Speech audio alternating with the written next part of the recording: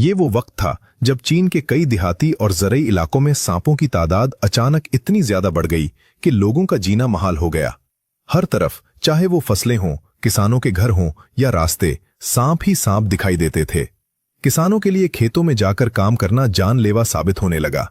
रोजाना कई लोग सांपों के काटने की वजह से अपनी जान से हाथ धो रहे थे और खौफ का ये आलम था कि लोगों ने अपने घरों से निकलना छोड़ दिया था। ज़राअत, जो कि इस इलाके की मईशत की बुनियादी लाइफलाइन थी, मुकम्मल तौर पर ठप होकर रह गई।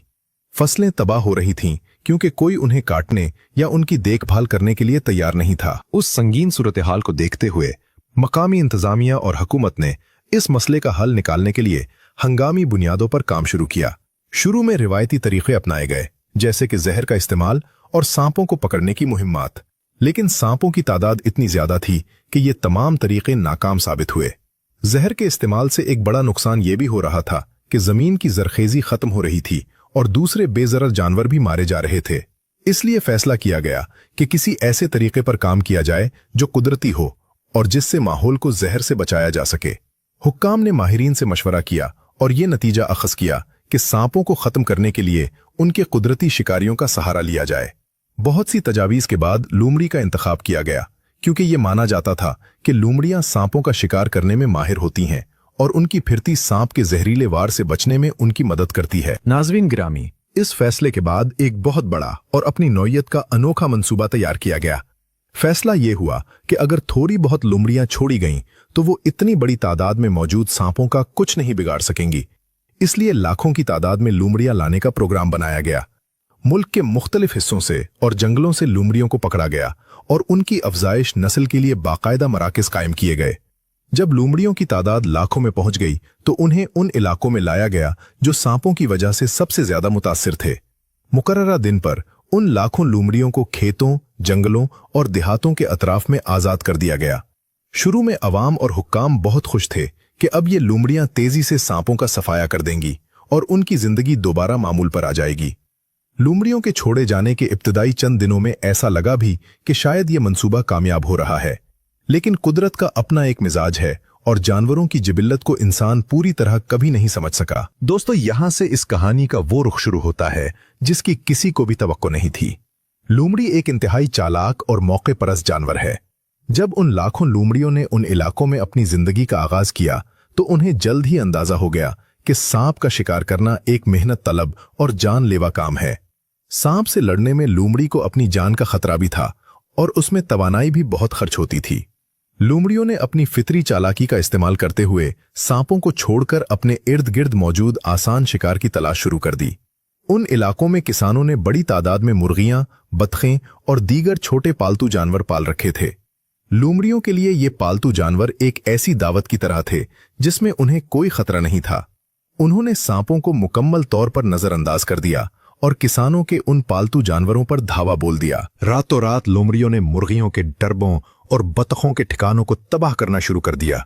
किसान जो पहले ही सांपों के खौफ और फसलों की तबाही की वजह से माली नुकसान का शिकार थे, अब उनके लिए एक नई और बहुत बड़ी मुसीबत खड़ी हो गई थी। लूमड़ियों की तादाद लाखों में थी और उनकी भूख मिटाने के लिए इलाके के तमाम पालतू जानवर भी कम पड़ रहे थे। जब देहातों में पालतू जानवर खत्म होने लगे तो उन लूमड़ियों ने जंगल में मौजूद उन नायाब और छोटे परिंदों को खाना शुरू कर दिया जो उनके लिए तरनवाला थे। उन परिंदों के अंडे और बच्चे लूमड़ियों की बुनियादी खुराक बन गए। इसका नतीजा ये निकला कि इलाके से कई किस्म के मकामी परिंदों की नस्लें तेजी से खत्म होने लगीं।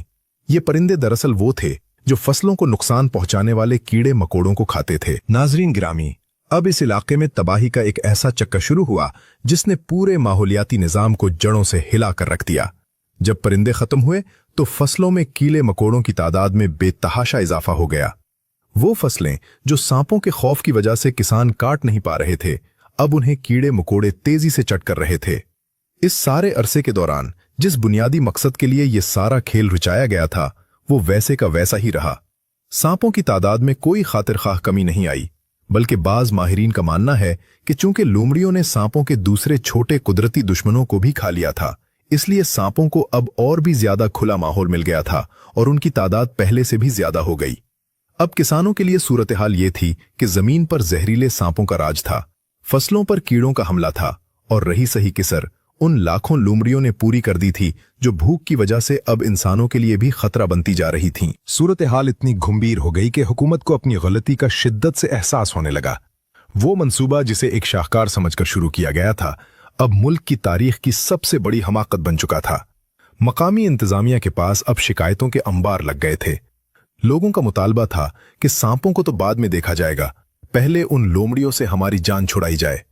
लोमड़ियों ने पूरे इलाके का तवाजुन इस बुरी तरह बिगाड़ दिया था कि अब जमीन बंजर होने के करीब थी और खुराक की शदीद किल्लत पैदा हो गई थी।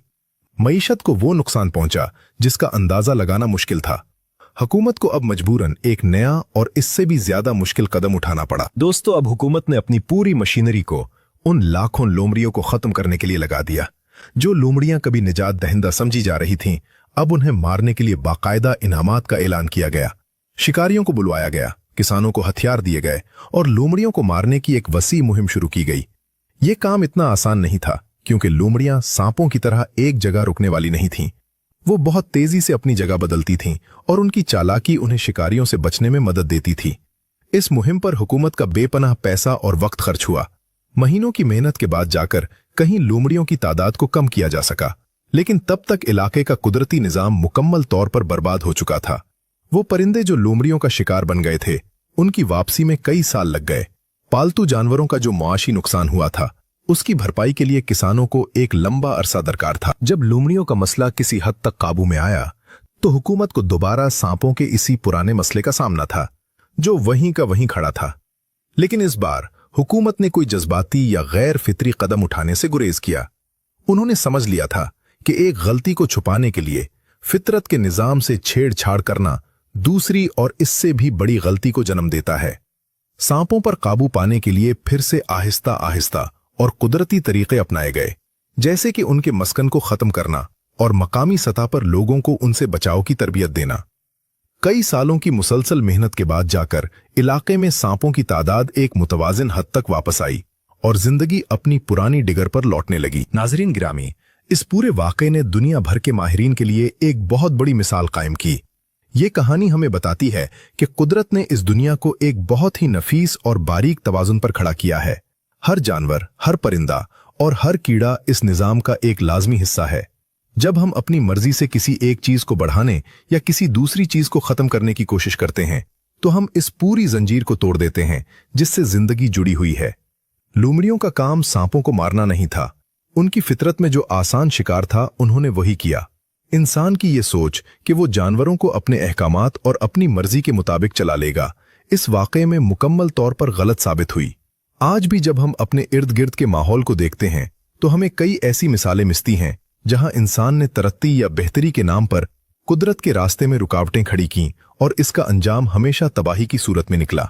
हमें ये बात समझनी होगी कि हम इस जमीन के मालिक नहीं हैं, बल्कि हम इस कुदरती निजाम का सिर्फ एक हिस्सा हैं। हमारी बका उसी में है कि हम कुदरत के बनाए हुए उसूलों का एहतराम करें और इस तवाजुन को बरकरार रखने में अपना किरदार अदा करें।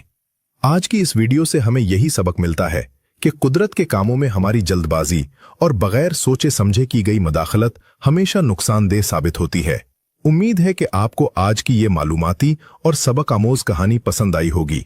वीडियो को अपने दोस्तों के साथ जरूर शेयर करें और अपनी कीमती राय का इजहार कमेंट्स में करें।